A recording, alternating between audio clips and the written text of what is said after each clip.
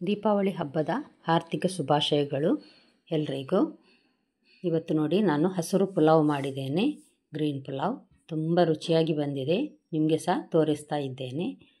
ನಮಸ್ತೆ friends, good food land ಚಾನಲಿಗೆ ನಿಮಗೆಲ್ರಿಗೂ ಆತ್ಮೀಯ ಸ್ವಾಗತ. ಖಂಡಿತ ಒಂದು ಸಲ ಟ್ರೈ ಮಾಡಿ ನೋಡಿ, ನಿಮಗೂ ಸಹ ಇಷ್ಟ ಆಗ್ಬೋದು.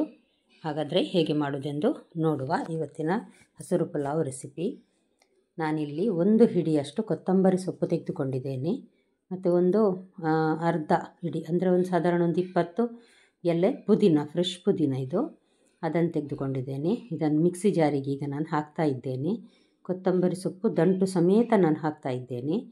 ಒಂದು 7-8 ಬೆಳ್ಳುಳ್ಳಿ ಸಿಪ್ಪೆ ತೆಗೆದದು, 4 ಗೇರು ಬೀಜ, 2 ಲವಂಗ, 2 ಏಲಕ್ಕಿ, ಸಣ್ಣ ತುಂಡು ಚಕ್ಕೆ, ಒಂದು ದೊಡ್ಡ ತುಂಡು ಶುಂಠಿ, ಸಾಧಾರಣ ಒಂದು 1.5 ಇಂಚಿನಷ್ಟು ದೊಡ್ಡ ತುಂಡು ಶುಂಠಿ.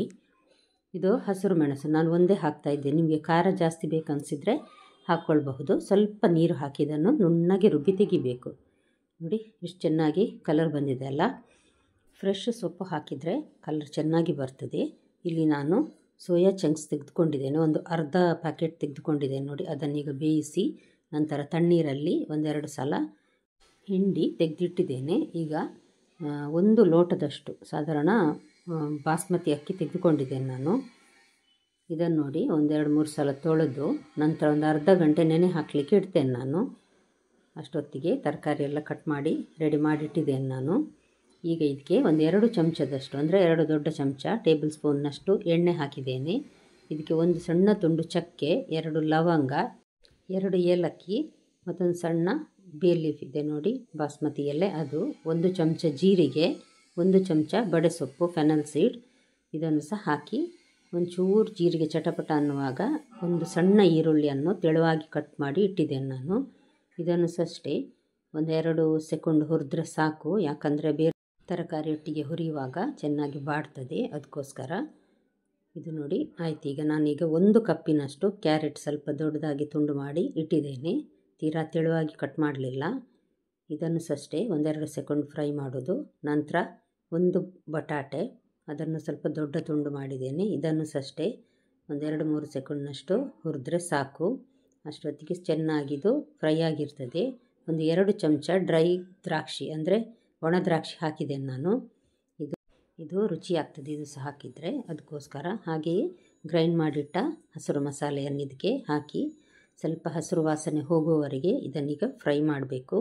ನೀವಿನ್ನೂ ನನ್ನ ಚಾನಲನ್ನು ಸಬ್ಸ್ಕ್ರೈಬ್ ಮಾಡಿಲ್ಲ ಅಂದರೆ ದಯವಿಟ್ಟು ಸಬ್ಸ್ಕ್ರೈಬ್ ಮಾಡಿ, ಮತ್ತು ಸಬ್ಸ್ಕ್ರೈಬ್ ಮಾಡಿದವರಿಗೆಲ್ಲ ತುಂಬ ಥ್ಯಾಂಕ್ಸ್.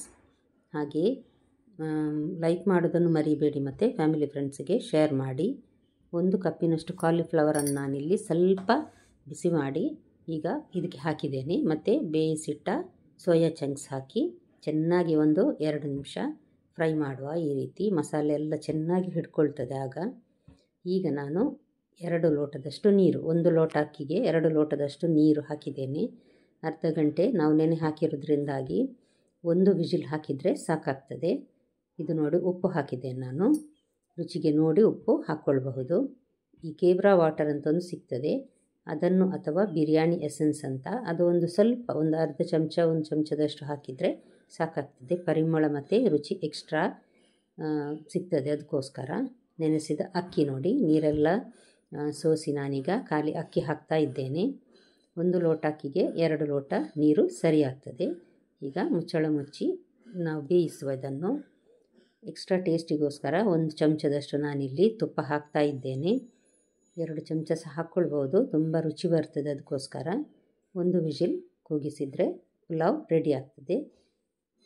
ಸ್ವಲ್ಪ ತಣ್ಣಗಾದ ಮೇಲೆ ನೋಡಿ ನಾನೀಗ ತೆಗೆದು ತೋರಿಸ್ತಾ ಇದ್ದೇನೆ. ಇಷ್ಟು ಚೆನ್ನಾಗಿ ಬಂದಿದೆ, ಬಿಡಿ ಬಿಡಿಯಾಗಿದೆ ಅನ್ನ ಕೂಡ. ಜಾಸ್ತಿ ಏನಾದರೂ ವಿಶಿಲ್ ಹಾಕಿಸಿದರೆ ಕೆಲವು ಸಲ ಅಂಟಾಗಿ ಬರ್ತದೆ, ಮುದ್ದೆ ಮುದ್ದೆ ಆಗ್ತದೆ ಅನ್ನ ಎಲ್ಲ. ಈ ರೀತಿ ಮಾಡಿದರೆ ನೋಡಿ ಚೆನ್ನಾಗಿ ಬಿಡಿ ಬಿಡಿಯಾದ ಅನ್ನ ರೆಡಿಯಾಗಿದೆ ಇಲ್ಲಿ ಪುಲಾವ್.